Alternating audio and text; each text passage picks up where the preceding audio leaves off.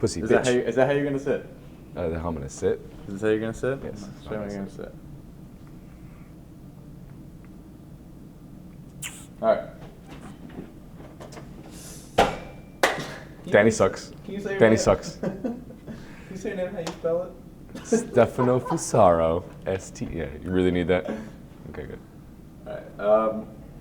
Let's start with where your career began. Okay. Where did you start off? I started as an intern when I was 17 at WLTV, which is Univision 23 here in Miami. The local station. I was a sports intern at 17. In Spanish. In Spanish. Spanish television, yeah, Univision. And did you always see yourself in Spanish? No, I kind of saw that as my way in. I spoke Spanish my whole life with my father, so it was my way into the business, and it's kind of what I ran with while I was going to school at the same time. So it was, the opportunity to do Spanish, just to be in television. This at first it was just behind the scenes completely. So yeah, it was just the way in. Okay, and then you started off on air here at Telemundo, or Univision? I started off on air in Univision. About 5 years after that, after I started there as an intern, so I was 22 years old when I started on the air in Spanish at Univision 23 Miami. And then you eventually went out to Arizona. Yeah, I mean, I was at Univision 23 for about total, it was total about 8 years. And then I jumped over to Houston, Univision in Houston, and I was the lead sports anchor over there. And then did you see an English-speaking job pop up for NBC Florida? You jumped on it? Is that what happened? How that happened? I mean, yeah, a couple years after about a year after I went to Houston, I decided to acquire an agent, and I was looking at major jobs at the network level. I got a lot of interviews. I still feel like I was a little young for those type of positions, and I did want to make the jump to English. I always wanted to do that. It's what I wanted to do from the beginning. I wanted to make that jump, and the fact that I got that opportunity at home here at NBC6 was a blessing. Is it hard to be a Spanish reporter at all? Is that market? Is it less money? It's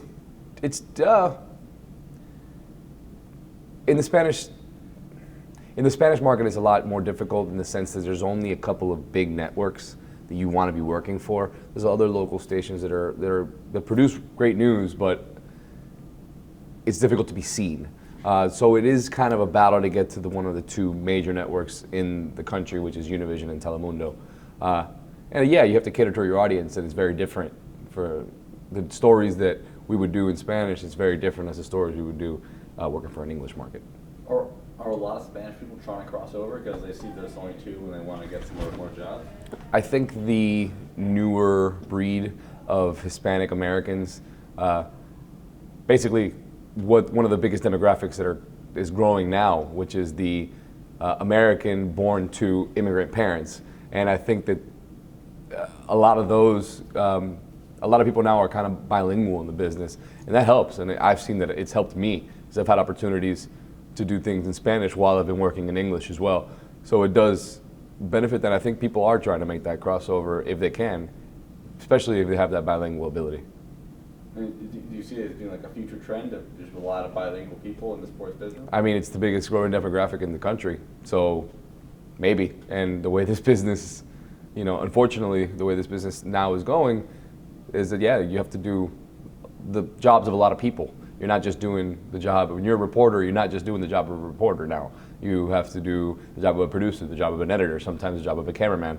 So a bilingual reporter or anchor has a huge advantage, I think, but it's also a trend that, yeah, hey, they might be using those if you have English and Spanish mediums. Yeah. And which one have you felt more comfortable in? Which one do you feel like this is my thing? I don't know. I've only been doing English now for 10 months, so about 11 months. So it's kind of I'm still learning every day. In Spanish, it was difficult in the sense because even though I did speak Spanish my whole life, I still think in English first. So some of that was difficult too. I feel a little more natural now, anchoring, especially anchoring in English. But it's a work in progress. Has it been how you thought it would be in terms of being English? Yeah, I think so. I think I kind of expected how it was going to go. I'm happy with what I've done. So I mean, what we've done so far.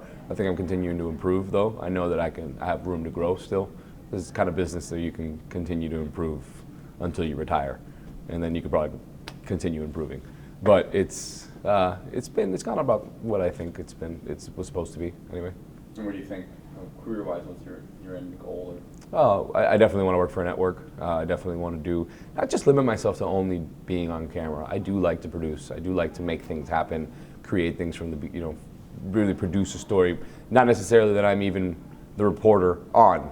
That is not, so I do want to work at a network level, continue to work in sports because that's my passion, that's what I love, and I'd rather report on the saddest day in sports than the saddest day in news. So in my opinion, it's been is more fun for me to do. So sports is what I'm going to continue to do, hopefully at a network level. And a couple more questions.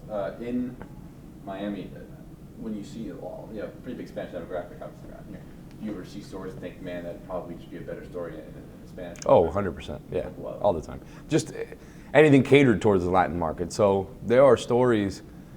I mean, a good example is when I worked at Univision. Every time that there was a Cuban, let me try that again. When I worked at Univision, every time there was a Cuban migrant that kind of was coming ashore here in Miami, here in somewhere in South Florida, it was always a story. It was always a big deal. It was always something that we would send a reporter to. And in the English market, it's just not as important. Even though, yes, there are a lot of Hispanic Americans who are watching English news here in South Florida, it's not as big of a deal as it is to the Spanish news medium, whatever. If that's right or wrong, I don't know, but that's just the reality of it. Yeah. Can you just clarify your background again? Were you born in Florida? Born in Miami. My dad is from Argentina. My mom is from Cuba. Okay. And I'm going to cover this. Can you just, you say who you are and what your job is? Danny sucks as a reporter right now. Really? Just FYI. This interview's going pretty well. Just kidding. Stefano Fusaro, and I'm a sports. Look at you. Stefano Fusaro. I'm a sports anchor for NBC6 South Florida. Awesome. And can you just say why I'm better than you at basketball? I don't know, because we all this talk and you're not playing basketball, so I don't know. I'd have asked. Thank you, Stefano. Thank you for turning that off. Turning what off? The sound? Yeah. All right. You probably want a little now, son. Nah, don't worry about that. All right, there you go. Work.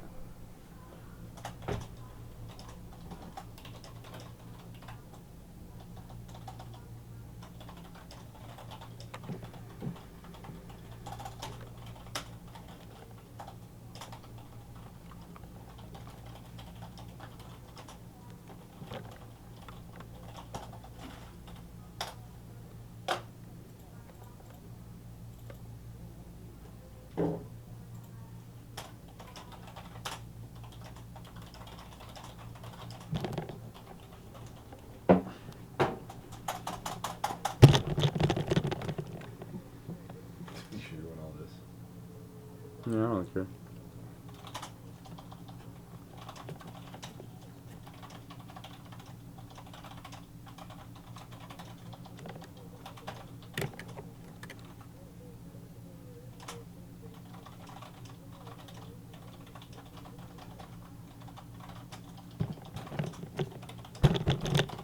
You keep typing. You keep typing. My ashy hands.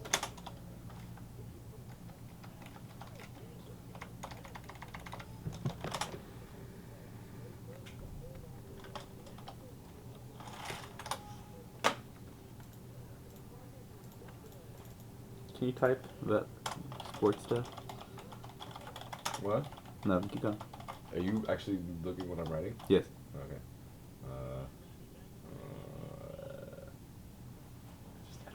Hurricanes won today.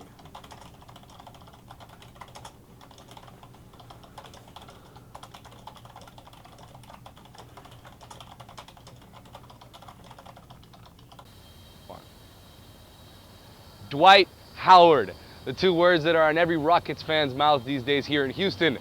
And the excitement escalated in the past few days when on the Rockets Twitter feed, they posted a video of D12 working out with Hakeem Olajuwon. The new Rockets center wants ¿Qué tal amigos? Les saluda Stefano Fusaro. El agente libre más codiciado en toda la NFL, si les hablo de Peyton Manning, contactó a la directiva de los Dolphins esta mañana y según fuentes les dijo que no planeaba firmar con el equipo de Miami. Nos acompaña Joel Anthony, el gigante, el centro, el titular de aquí del Miami Heat. Le voy a hacer la pregunta sobre cuán importante fue esta victoria para el Miami Heat para no estar bajo en la serie 2-1. Joel, talk to me, how important was this victory to not go down 2-1 in this series when you still have 2 more games left here in Dallas? It's obviously really big for us. You know, obviously after The top 75 players in the world will be competing here starting on Thursday, headlined by Tiger Woods, who's still searching for his first win since 2009. Stefano Fusaro, Channel 23 News. Se espera que este sábado estén presentes las nuevas adquisiciones del equipo, Shane Battier y Eddie Curry. Hoy no pudieron formar parte de la práctica debido a que todavía no han firmado sus contratos oficialmente. Todo parte de esta revancha que el Miami Heat busca ante toda la NBA. Para Contacto Deportivo, yo soy Stefano Fusaro, Univisión Deportes. Bueno, como ven, es una verdadera fiesta aquí en la AAA en la Noche Latina. Todo el mundo celebrando por todo lo alto, como siempre lo hace esta franquicia del Miami Heat. Yo soy Stefano Fusaro. José Luis, regreso contigo. Cuando no está completo sin la NFL. Ese domingo será el primero lleno de juegos profesionales y esto incluye a los Miami Dolphins. Será el debut de temporada regular para el quarterback novato Ryan Tannehill, quien no la tendrá fácil ante los Texans en Houston. Team root for each other. You guys call yourselves a family at all times. How important was this also, not only for you guys, but also for LeBron James for you guys to get this for him, most scrutinized athlete across the country. What does that feel to get it for him? I mean, we wanted to do it for LeBron. You know, he's a guy that unfairly be confident and happy with what he's done so far. Dice que el equipo hizo un gran aporte para poder ganar este campeonato, no solo para ellos, pero sino para LeBron James. Es el atleta que más ha criticado por todo el país.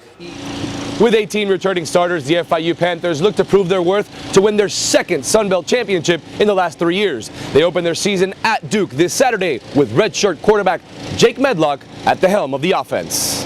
Estamos en el vestuario del Miami Heat donde acaba de ganar el campeonato del año 2012. Estamos con LeBron James y Juwan Howard aquí celebrando. De este lado tenemos, aquí a mi izquierda tenemos a Mario Chalmers y a Chris Bosh.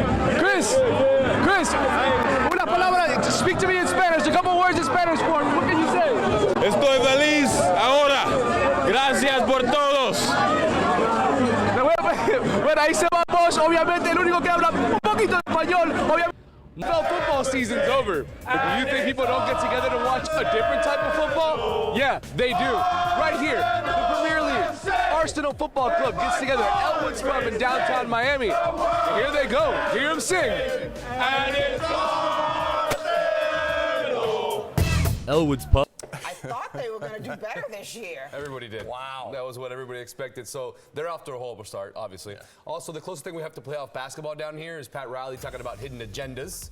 So instead, we got some football news. Oh, football. Miami Dolphins 2015 schedule was released today. Hopefully that won't turn into bad news as well. We'll have that coming up in sports. Welcome back. Big news for everyone who loves to grab schedules and mark their team's wins and losses at the beginning of every season. The NFL released its regular season schedule today. So here's what the Dolphins have to look forward to. Miami will be on and Patriots at home. All right, the Marlins are stunned after a 3-10 start coming into the season with huge expectations, and it has taken a turn for the worst as Marlins manager Mike Redmond is feeling the heat about the rumors with his job security. Miami opening a 3-game 7-3. No more smiling faces with hidden agendas. Those are the words of Pat Riley speaking on the difference between this year's free agent period for the Heat as opposed to last year when LeBron bolted to Cleveland. King James found out about that today. I'm unaware. It didn't really affect him. He scored 30 points and the Cavs won Game 2, going to Boston now for Game 3. That's sports. We'll be right back.